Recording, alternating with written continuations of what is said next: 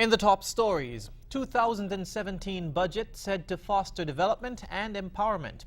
Customs and Excise Department implements added security for the Christmas season, and the Department of Youth Empowerment hosts free culinary classes. We'll be right back with the details after this.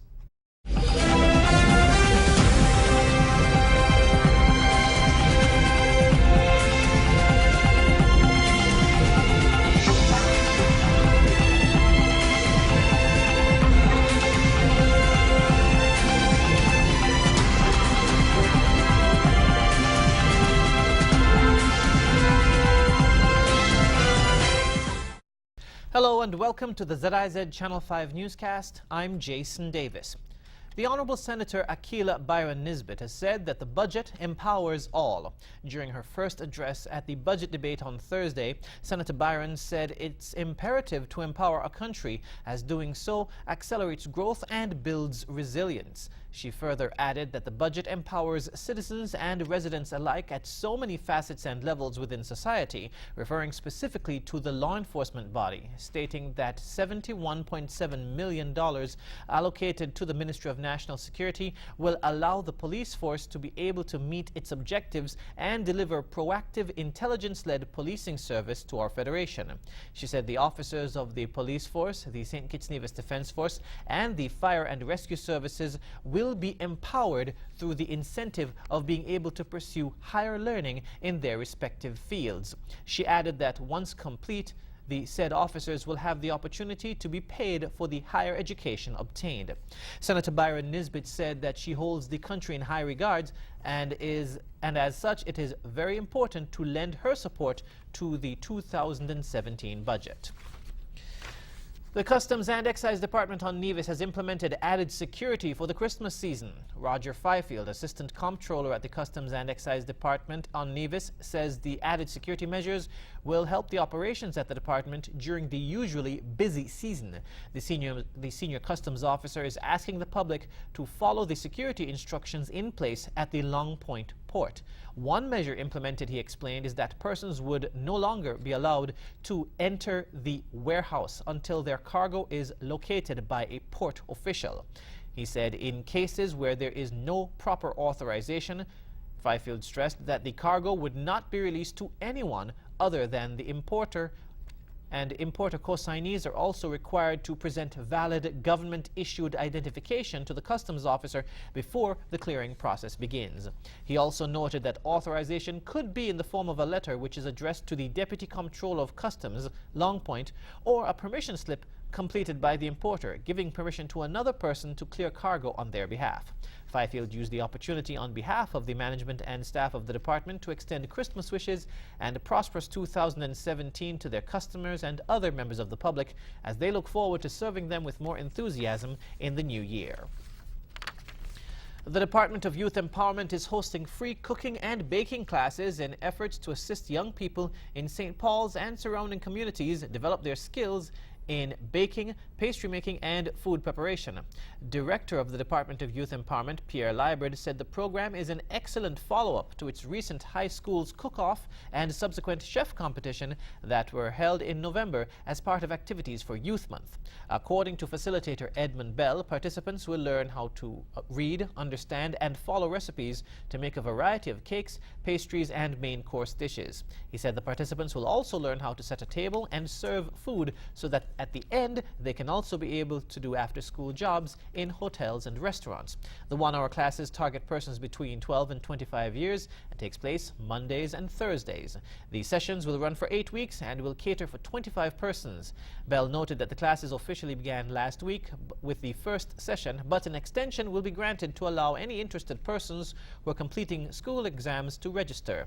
Registration details are available at 663-7814, or you can email Aziel the Conqueror, that's A-Z-I-E-L, the Conqueror, at hotmail.com. Coming up, we'll have another look at some of the stories from the past week. Stay tuned.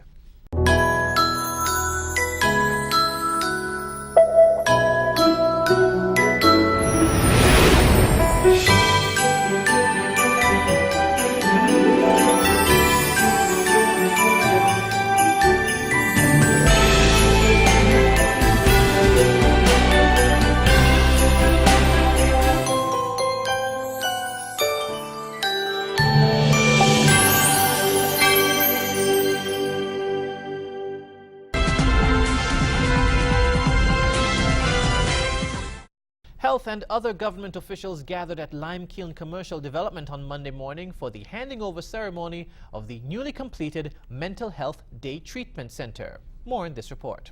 Construction on the Mental Health Day Treatment Center started in February of 2015 and is a joint collaboration between the government of St. Kitts and Nevis and the Caribbean Development Bank through the Basic Needs Trust Fund. The project cost around $1.3 million, with the government footing about 90% of the cost. During the handing over ceremony, project manager Calvin Pemberton outlined how the center addresses various factors that would need to be monitored to treat mental health issues. The attributes of this healing facility and its environment is a response to lighting, the elimination of environmental stressors, safety, security, observation, avoidance of visual disturbance, color, group interaction, and access to nature. Minister of Health, the Honorable Eugene Hamilton, noted that it is critical to have facilities in place to address mental health, as anyone is susceptible to the causes of mental illness. Pressures because of job insecurity, economic instability, catastrophic illness in the family, accidents. We are all exposed, and our day may come. So it behooves us to ensure that there are structures to support social norms in order to minimize degeneration in our society. Minister of State responsible for Health, the Honorable Wendy Phipps, noted that through this new center, the focus is on rehabilitation. What we hope to do with this Mental Health Day Treatment Center is to provide an avenue for rehabilitation for those persons who we wish to see reintegrated in community life. I think even for those who are more acute or housed at the hospital, that is our greatest wish for them as well. And it is for that reason why the standard operating procedures that would govern the management of this center would take into consideration all of the various facets of processing and evaluation that patients would be required to go through in order to assess their readiness for use by a center of this kind.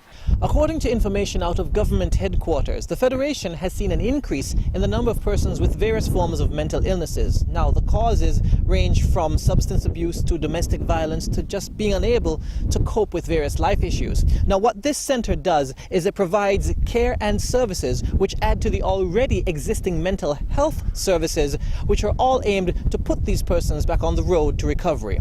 Reporting from Limekiln Commercial Development for ZIZ News, I'm Jason Davis. Significant strides continue to be made in local health care, this time with the opening of an oncology unit at the Josephine France General Hospital. More in this report.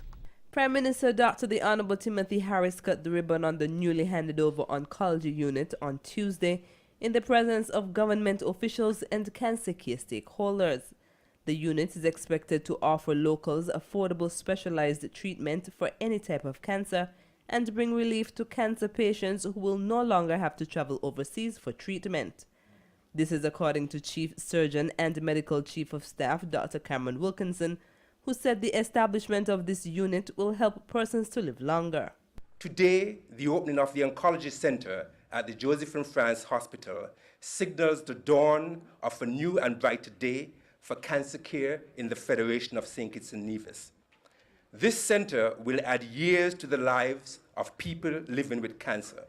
This center will ensure that breadwinners in families not simply succumb to their disease, but continue their active lives while they receive the appropriate and timely treatment. This center will ensure that no one will die because they could not afford to travel overseas for treatment. Minister of State with responsibility for health, Honorable Wendy Phipps, said today marks a new era in the delivery of healthcare in the Federation and, in particular, the treatment of non-communicable diseases. Our response here in St. Kitts and Nevis is evident in the opening of the Oncology Center, in the increased budgetary allocations that have been given to the procurement of oncology drugs, largely through the support of the OECS pool procurement on pharmaceuticals, and for those drugs that will not be available there from the PAHO pool procurement system that we will be accessing at the same time. Minister of Health, Honorable Eugene Hamilton, said success in cancer care does not depend on any one entity. He recognized the doctors and nurses at the hospital, as well as the cancer support groups within the Federation who continue to assist cancer patients. Our success depends not only on competent staffing and an adequate core budget, but also on partnerships with organizations whose cause it is to prevent cancer and to support affected persons. And so on this note, I wish to recognize the efforts of all of the cancer support groups of which I'm aware. The Reach for Recovery, Essence of Hope, Pink Lily, Breast Cancer Support Foundation, and the most recent, A Time for Us Foundation. Prime Minister Dr. the Honorable Timothy Harris said the opening of the Oncology Unit is another important development in healthcare in the Federation. Today's opening is not just good news for those who are involved in healthcare delivery. It is good news for the patients and their families. Another important development in healthcare delivery right here in St. Kitts and Nevis. Universal healthcare becoming available to all the people of St. Kitts and Nevis. And it's happening not out there, it is happening here in the land of our birth. The Oncology Unit will be fully staffed with an oncologist, specialist nurses, and an oncology pharmacist. The unit will be opened daily, and there will be a weekly oncology clinic at the outpatient department at JNF General Hospital. Treatment for patients with illnesses such as breast cancer, colon cancer, prostate cancer, thyroid cancer, and several leukemias will begin as early as this week. The opening of the Oncology Unit follows on the heels of the opening of the Mental Health Day Treatment Center, which took place on Monday. Reporting for ZIZ News, I'm Carla Barrage. Prime Minister Dr. the Honorable Timothy Harris delivered the 2017 budget address on Wednesday morning during a special sitting of National Assembly. The budget totaled just over $712 million, with the Ministry of Finance receiving the largest portion of a little more than $245 million. National Security received the second largest with $71.7 million. Dr. Harris praised his cabinet for the work they have done since taking office and noted that the outlook for 2017 is positive. It is indeed an honor and a privilege for me to present our second budget, which we strongly believe will help our Team Unity administration to move closer to fulfilling a number of important mandates given by the overwhelming majority of our people. We will work harder to reconfigure the current structure of our economy to better advance and improve the lives of the ordinary citizens living here in the Federation. He said the government's focus must be on the best interests of all residents of St. Kitts and Nevis.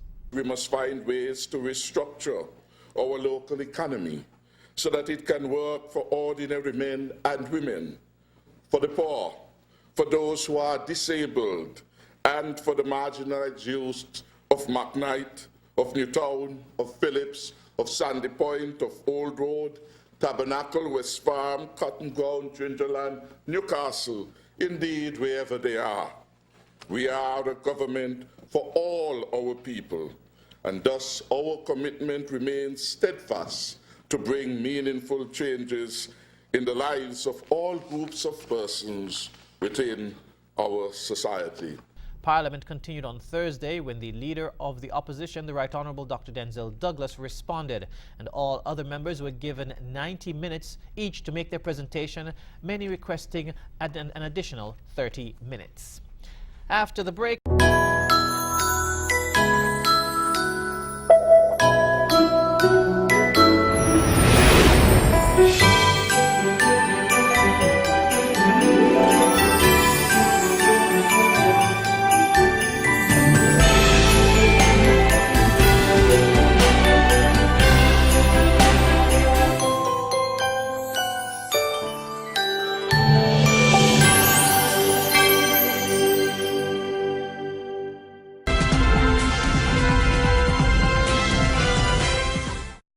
On the regional scene, Carrie Ann Wilson would have celebrated her daughter's 7th birthday on Saturday. Instead, her partially clothed, decomposing body was found wrapped in tarpaulin, stuck under the rail of the walkway at Crystal Towers Apartments on Old Hope Road in St. Andrew, Jamaica. The police reported that the body was found minutes after 9 on Saturday morning. It's alleged that she was beaten to death by her ex-boyfriend and father of her child, Philip Brown. The police have reported that the 35-year-old construction worker of Old Hope Road turned himself in to detectives assigned to the St. Andrew Central Police Station on Sunday morning. Reports are that at about 12:55 a.m., Brown, who was accompanied by relatives, turned himself into the police. He'll be interviewed in the presence of his attorney before charges are laid, police say.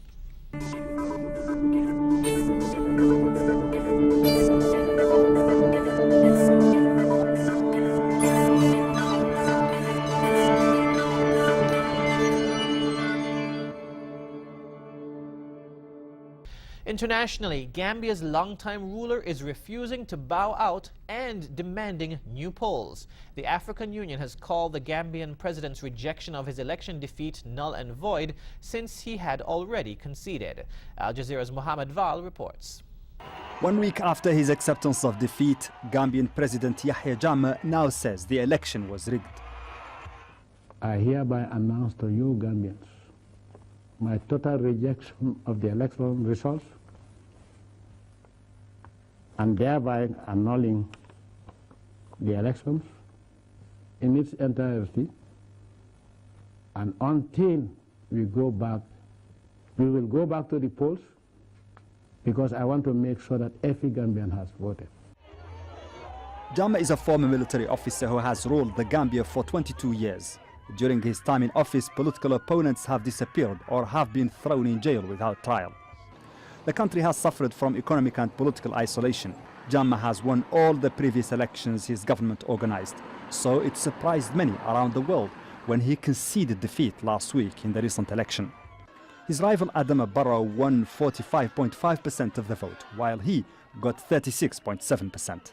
It depends on your calendar. You are the president-elect now. I'm the outgoing president. So you give us time. For his people and those who know him, pictures of him on the phone congratulating his rival looked promising.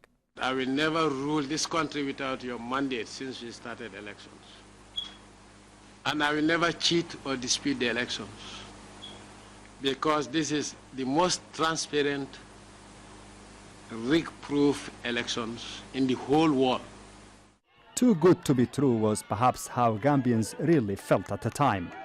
But they had expressed it in the hope they might be wrong. They took to the streets to celebrate what appeared to be one of the most peaceful transitions of power in Africa.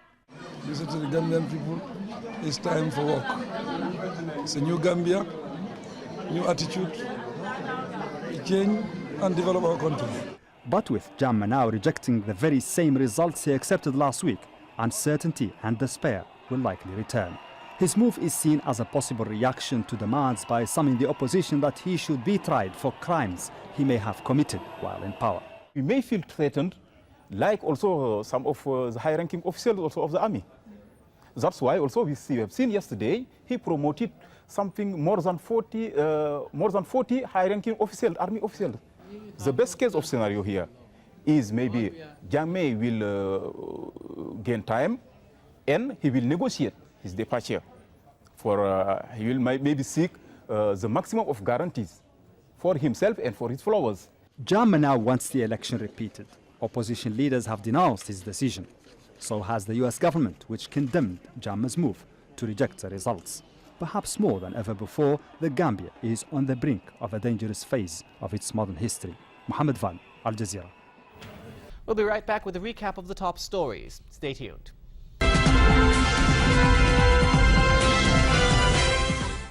Recapping the top stories, 2017 budget said to foster development and empowerment. Customs and Excise Department implements added security for Christmas season. And Department of Youth Empowerment hosts free culinary classes. That's it for the ZIZ Channel 5 newscast. Thank you for joining us. I'm Jason Davis.